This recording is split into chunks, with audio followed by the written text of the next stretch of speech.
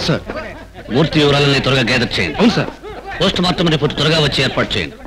ఈ చుట్టుపక్కల మనుషుల దగ్గర ఇంకా వివరాలు ఏమైనా దొరుకుతాయేమో త్వరగా గ్యాదర్ చేయండి. Okay sir.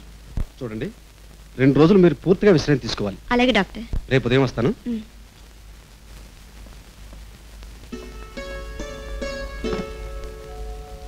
ఏమిటి సరోజ? ఝాన్సీ రా కూర్చో. ఏమిటా కట్టు? నా గొడవకేం గాని రాత్రి రిసీవ్ చేసుకుంటానికి స్టేషన్కి రాలేకపోయాను. పాపం ఎన్ని ఇబ్బందులు పడ్డావో. సారీ. మన మధ్య సారీలేమిటే? అసలు ఇంతకీ ఏం జరిగిందే? రాత్రి ఎలక్ట్రిక్ ట్రైన్లో వస్తుంటే ఎవడో దొంగ నా నెక్లెస్ లాగాడే. ఒక దొంగే కదా అని వాడి బడి గట్టిగా పట్టుకున్నాను. అంతలో ఆ పక్కన రెండో వాడు ఇనుప ఊచతో నా నెత్తి మీద కొట్టాడు. అంతే. కళ్ళు తెరిచేటప్పుడు నేను హాస్పిటల్లో ఉన్నాను. నా మెల్లో నెక్లెస్ లేదు. నేను అనుకున్నాను ఏదో జరుగుంటుంది కాబట్టి నువ్వు స్టేషన్కి రాలేదని. అక్కడి నుంచి ఫోన్ చేశాను. రింగ్ అవుతుంది కానీ ఎవరు ఎత్తనే లేదు.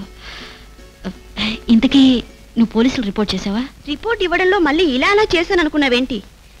2-3 ఇన్స్పెక్టర్ నిలబెట్టి నా నెక్లెస్ దొరక్కపోతే ఈ కేసుని ఇండియా ప్రైమ్ మినిస్టర్ వరకు తీసుకువెళ్తానని మా మహిళా మండలి తరఫున వార్నింగ్ ఇచ్చొచ్చాను. నువ్వు నిజంగా అంతటిదానివే. అందుకే పెళ్లి చేసుకోకుండా ఏ తోడు లేకుండా ఈ మహానగరంలో అంత ధైర్యంగా బ్రతకగలుగుతున్నావు. లేకపోతే ఆడది బ్రతకడానికి లక్షలు కట్నం ఇచ్చి మొగుడినే కాపలావని తెచ్చుకోమంటావా? ధైర్యం ఉంటే ఒంటరిగానైనా సరే దర్జాగా బ్రతకొచ్చు. సరే గాని నువ్వు స్నానం చేసి టిఫిన్ చేయి. అలా మహిళా మండలి దాకా వెళ్ళొద్దాం. మహిళా మండలి కాదు కానీ నేను వెంటనే వెళ్ళి నా ఉద్యోగంలో జాయిన్ అవ్వాలి. ఝాన్సీ, ఈ రోజు నుంచి నువ్వు మా paper special reporter. Take your appointment order.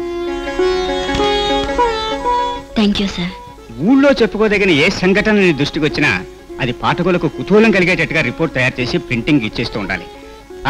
Immediate గా నువ్వు టేకప్ చేయవలసిన విషయం నిన్న జరిగిన మూర్తి హత్య కేసు.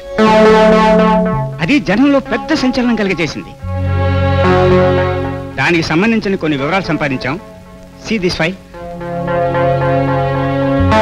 అలాగే sir.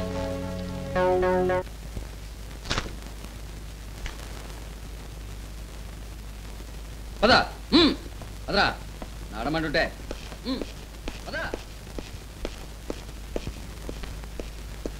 Good morning sir.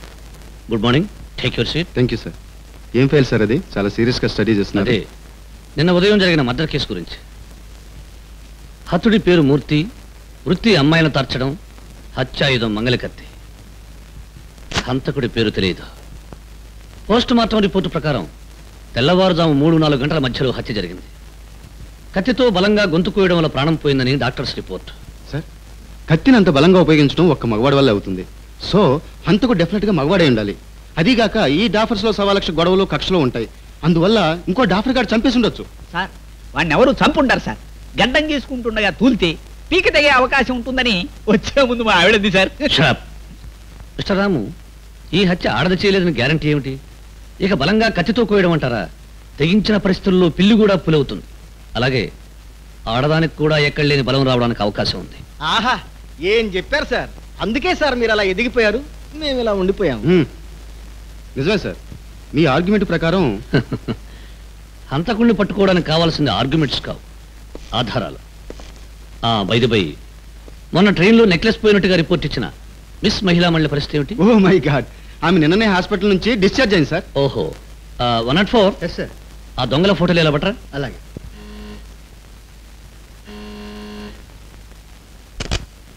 Hello madam, may come in? Yes come in. మీ ఆరోగ్యం ఎలా ఉంది? నా ఆరోగ్య సంగతి కనుక్కోవడానికి డాక్టర్లు ఉన్నారు. నా నెక్లెస్ విషయం ఏం తెలిసారో ముందు చెప్పండి.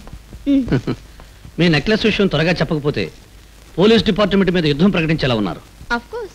చూడండి మేడం, నేను కొంతమంది దొంగల ఫోటోలు తీసుకొచ్చాను. వాళ్ళు ఇంతకు ముందు ఎలక్ట్రిక్ ట్రైన్లో కొన్ని నేరాలు చేసిన వాళ్ళు. మీ నెక్లెస్ దొంగిలించిన వాడు అందులో ఉన్నాడేమో చూసి చెప్పండి. 104. Yes sir.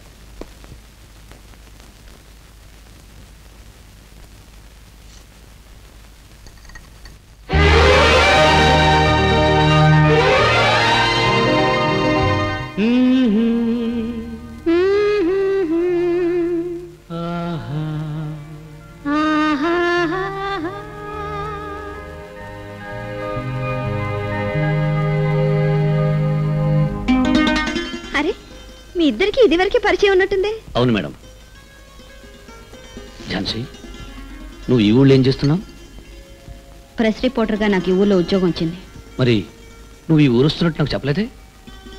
నీకు ఈ ఊరు ట్రాన్స్ఫర్ అయినట్టు నాకేమైనా చెప్పావా? నువ్వు చెప్పింది నిజమే, తప్పు నాదే. విజయ్, నువ్వు ఇంతకు ముందు ఇలా ఉండేవాడివి కాదు. నీకేం తెలుసు ఝాన్సీ?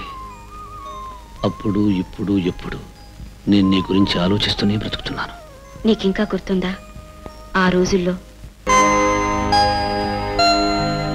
ఏ ఝాన్సీ, ఏమిటి మీరిద్దరూ ఏ ఊహాలోకాల్లోకి వెళ్ళినట్టున్నారు? అబ్బే అదేం లేదండి. ఇందులో నా జోలికి వచ్చిన దొంగలెవరూ లేరు. It's all right. మళ్ళీ ఇన్ఫర్మేషన్ దొరికాకే కలుస్తాను. వస్తాను. ఇన్ఫర్మేషన్ ఏమి దొరక్కపోయినా మళ్ళీ మీరు ఇక్కడికి రావచ్చు, ఎందుకంటే మీ ఫ్రెండ్ ఇక్కడే ఉంటుంది కనుక. It's all right. చూడు ఝాన్సీ, నువ్వు ఆఫీస్ గానీ వెళ్ళాలంటే నేను డ్రాప్ చేస్తాను.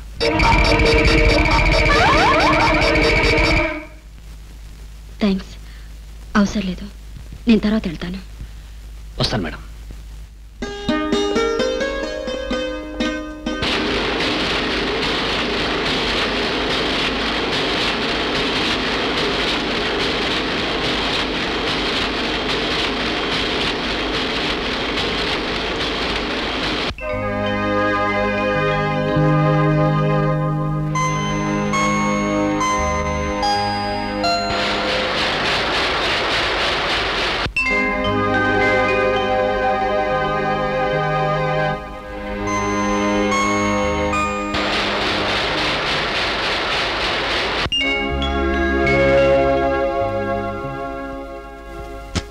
మేడం, మిమ్మల్ని ఎడిటర్ గారు రమ్మంటున్నారు.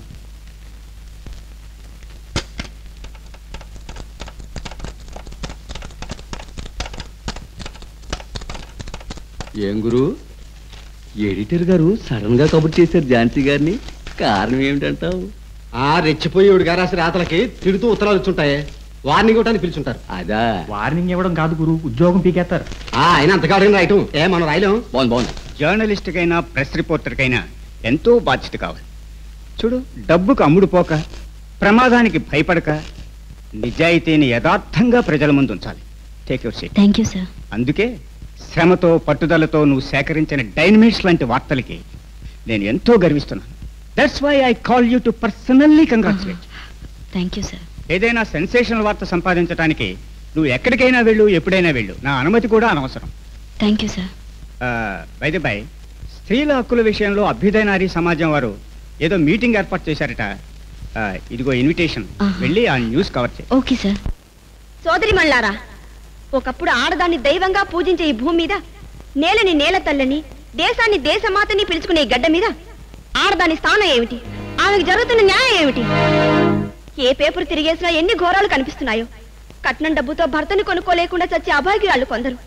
అత్తింటి వారు ఇంకా పుట్టింటి వారిని దోచుకురమ్మని ఆరట్లు పెడుతుంటే లేమితో బాధపడుతున్న తన వాళ్ళని అడగలేక భర్తనే కసాయవాడి చేతిలో ప్రాణాలు పోగొట్టుకుంటున్నా భార్యలనే బానిసలు కొందరు.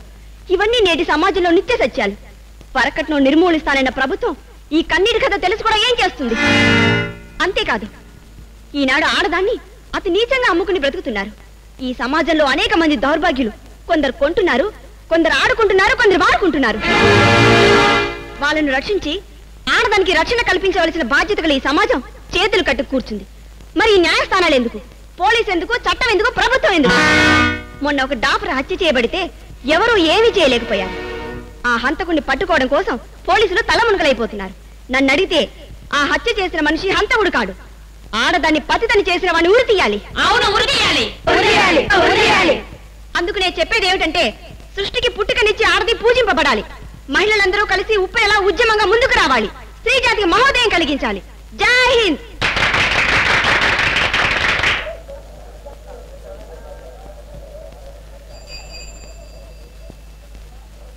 ఝాన్సీ, విజయ్, నువ్విక్కడ? నిన్ను కలుసుకోవాలని వచ్చాను ఝాన్సీ.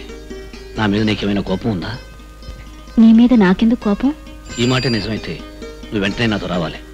కాసేపు ఈ బరువు బాధ్యతలు మర్చిపోయి మన ఇద్దరం మనసుకి మాట్లాడుకుందాం.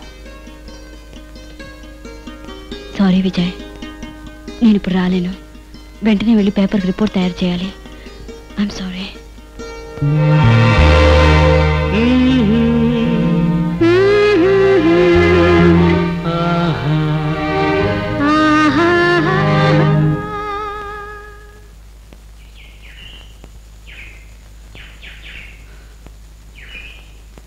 సారీ విజయ్, నాది కొత్త ఉద్యోగం.